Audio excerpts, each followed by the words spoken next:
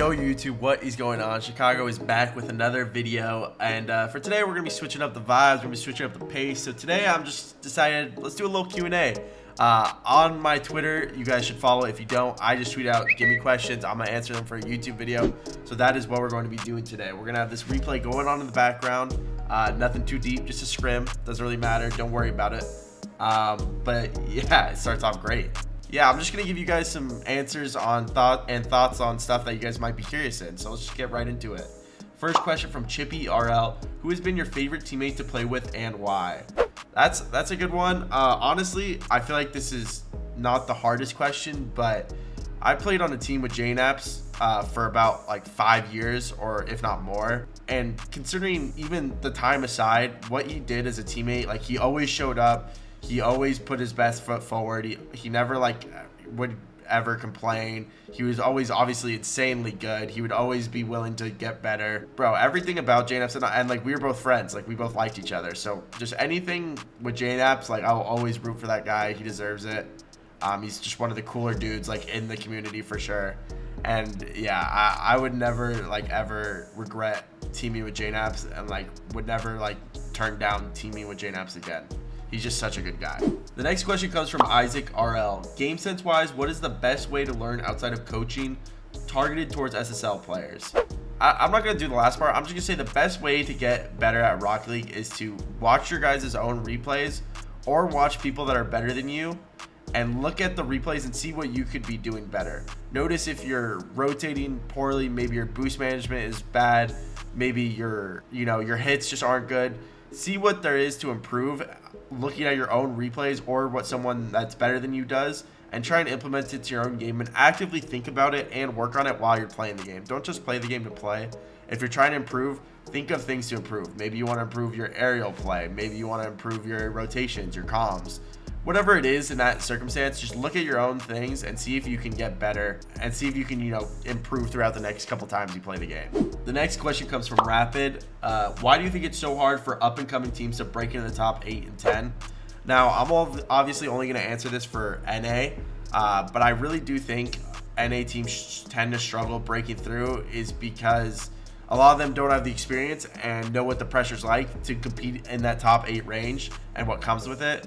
But also, I think it's just a lot of bad habits are what separate a team from being a very good team to a team that could compete for majors. So when you have 3 teams of, quote, like bubble players or ranked players that come into the pro scene, they're never really going to do too well because a lot of those players just play ranked all day and don't develop the greatest habits. Like, maybe they, instead of controlling the ball and taking a 50, they go for a crazy outlandish flip reset and they get dunked because of it. Or maybe they don't stall long enough for their teammates to get back who have no boost, or one of their teammates died and they're still staying aggressive. It's little stuff like that. When you practice and you practice the right way, you build up those good habits. But if all you do is play ranked every day and you don't really think about the other parts of the game that you might need to get better at, you're eventually just never going to improve or never break into that next barrier. So that's probably the main reason why I'd say teams struggle towards the breaking into the top, at least in NA's sake. The next question comes from Rolls Royce. As a competitor, how do you deal with the ups and downs, seeing as you've been on top or close to it every other season, but also have downtimes like Season 8 RL6X last year? Yeah, if you guys didn't know, way back when I did go down to the relegation tournament with G2, that was one of the darkest days, if not the darkest day of a career. That was when careers could die for sure, easily. So that was very nerve-wracking. And obviously Season X, we were not performing as well as I would have liked.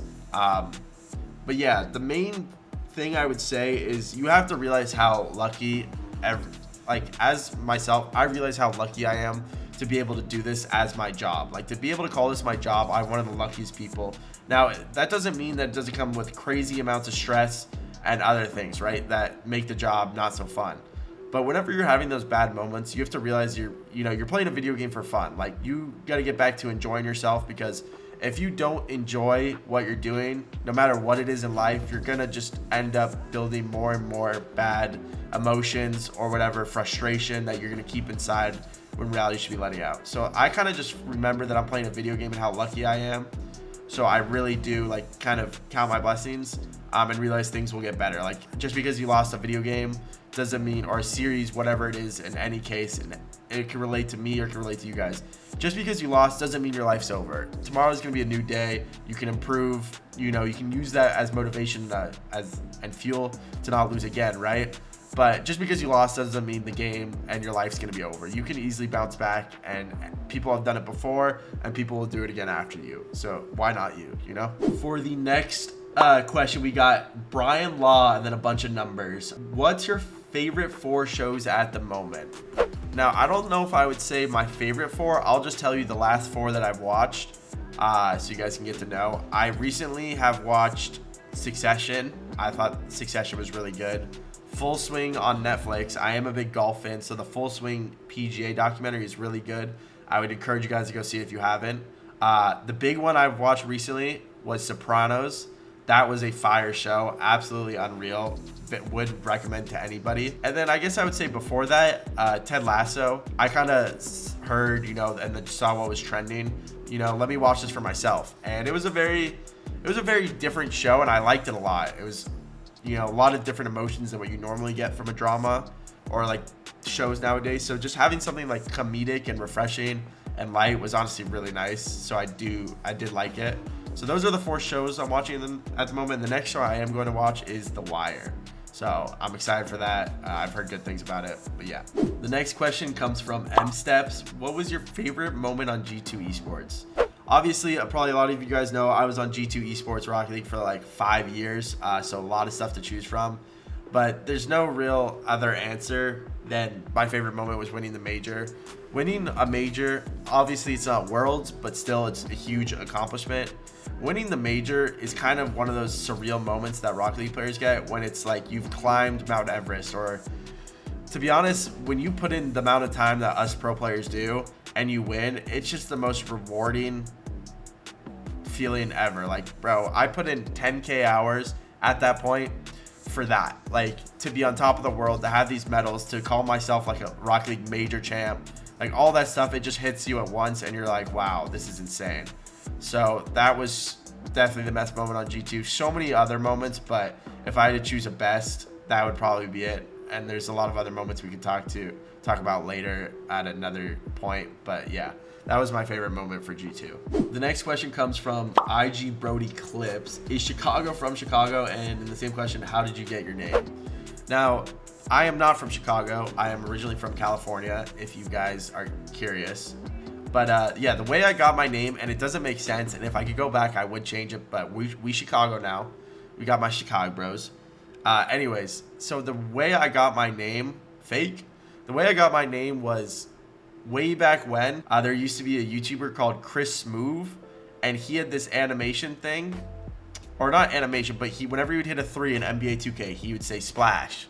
And so my Twitch name became Chicago_Splashers. And the Chicago came from the Chicago Bulls because I was a huge Derrick Rose when he was his MVP phase on the Bulls. So it became Chicago_Splashers. And then eventually when I came into Rocket League, I just cut off the Splashers and kept Chicago RL. And yeah, it was just, I don't know. I like Derrick Rose. I like the Bulls at the time. I was super young when I made it. Not really thinking too much. And yeah, it stuck. So here we go. That's what we got. The next question is from T-Take. If there was a World Cup for RL right now, who'd win / fill out the podium? I am not a biased North America fan. Maybe I am. But anyways, the French is just, they're so strong in Rocket League. It's not even close. Like, they have it's kind of the France versus the world right now. They have so many teams that are just threatening to win. Like, the EU4C just won a major. So, and all those 4 teams that went were basically French. So if that doesn't tell you how strong they are, then I don't know what will. Now, if I had to go second, this could get a little bit of a hot take, but give me the US. Give me Daniel First Killer Beast Mode, or whatever you want to take, whatever 3 players you think are the best. Give me them to get the silver medal, and to get the bronze, I'll go England. Ooh, or do I go Middle East? Nah, I'll take the Middle East, actually. You know what? Give me Mina. Give me the Falcons, the Twins, plus Nupo. I think that team could be really gross and one of the best teams in the world. So yeah, give me the 3rd place finish. And yeah, so my podium would go France, then the US, and then Mina. And for the last question of the video, we got Compadre.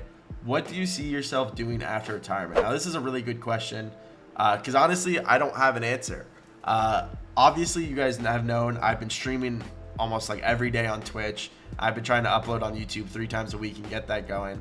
I really do want to try content and see where it takes me. Now, I don't think content's probably going to be, I don't know if I see it taking off. Obviously, I would love to have, you know, the Chicago community grow and maybe it becomes one of my full-time jobs I can do. But yeah, I am trying to give content a swing while I'm being a pro and seeing how it goes. But besides that, who knows? I've thought about, you know, maybe school is obviously still an option, or if there's something else I want to do, maybe in the space something pops up. My favorite thing in the world, like honestly, is sports.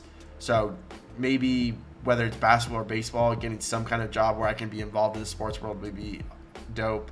But yeah, I don't have a for sure answer, but those are the things I kind of got going through my head right now, and we'll see where it takes me. But right now, we're just focused on the content and the Rocket League grind for you guys. So yeah, that's gonna do it for the video. I hope you guys enjoyed. I'm sure there'll be another Q&A video sometime down the line. But yeah, that's gonna do it for this video, and I can't wait to see y'all in the next one. Peace.